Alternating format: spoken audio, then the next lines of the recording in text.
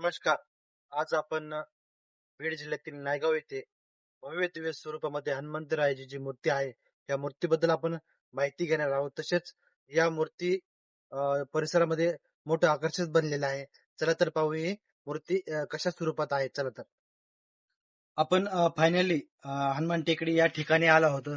माझ्या पाठीमागे तुम्ही पाहू शकतात की जे हनुमंतरायाची जी मूर्ती आहे, अख्ख्या बीड जिल्ह्यात सर्वात उंच असणारी हनुमंतरायाची मूर्ती आहे. या ठिकाणी दर हनुमान जयंतीनिमित्त मोठ्या उत्साहात साजरी होते. तसेच आपण पाहू शकतो या ठिकाणी मयूर अभयारण्य म्हणून प्रसिद्ध या ठिकाणी ठिकाण आहे. अनेक भाविक भक्त या ठिकाणी मूर्ती पाहण्यासाठी येतात.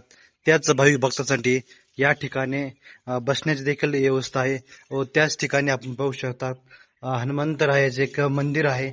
आपण पाहू शकतात ह्या व्हिडिओच्या माध्यमातून.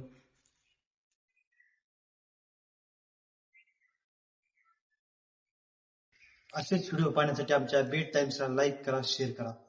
धन्यवाद.